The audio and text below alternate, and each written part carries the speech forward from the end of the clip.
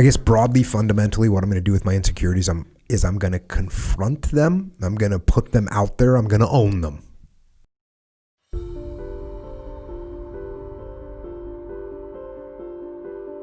No one is born with self-confidence. Zero. Every single one of us, our self-confidence was determined by how we were raised, the parents we had, the teachers we had, the bosses we've had, the jobs we've had. My sister worked for a company for 17 years, and her boss destroyed her self-confidence. She came out of that job, and she didn't realize until she got into her new job how afraid she was to make decisions because of her boss. And it took a while for her to get her confidence back. And so if somebody's insecure, we have to over and over and over again prove to them, because we don't know where they came from. We don't know what kind of trouble they got in before for being honest, right?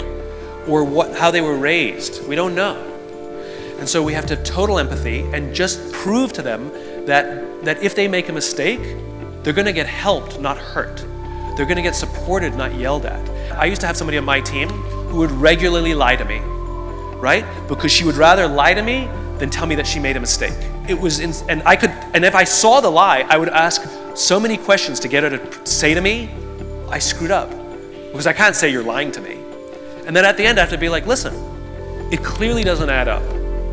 I'm okay if it doesn't add up, if you made a mistake. Just tell me and I'm good, and we'll move on.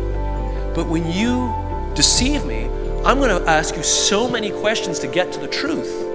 I had to have that conversation with her probably 50 times before little cracks started to show, where she showed up to me once where one number wasn't there, and she looked at me and said, I made a mistake. And I went, cool, thanks.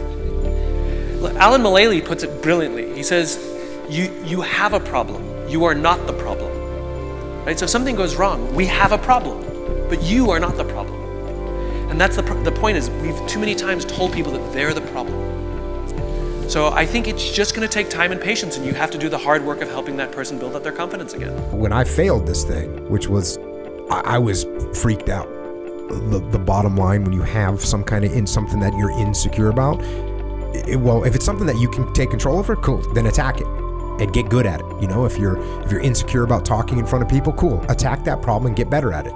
I've gone from confidence to insecurity about this thing. If you're insecure, whatever you're insecure about, do it more. If you're insecure, if you think, every time I write an email, I feel like it looks like junk, cool, write more, get better at writing it. So there's insecurities that you have like that you can attack. If there's something that you can't change or that you can't control, then just get it out there and have fun with it, as far as I'm concerned. Well, you got to understand something. Every individual in this world has certain circumstances that they have to endure and take each and every day of their lives. Doesn't matter what it is. I'm talking about mental and spiritual strength and what it takes to go through certain things when you don't think there's no hope for you. But there are certain things that you honestly have to endure to honestly say that you are that person. And there is a process when it comes to being strong.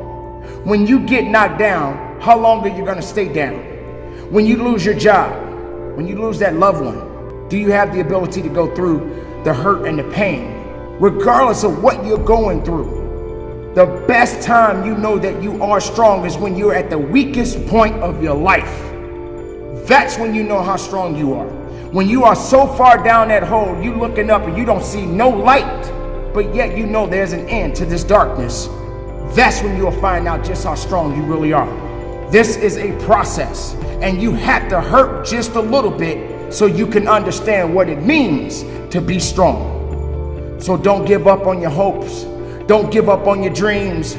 Don't give up on yourself. Just keep moving forward.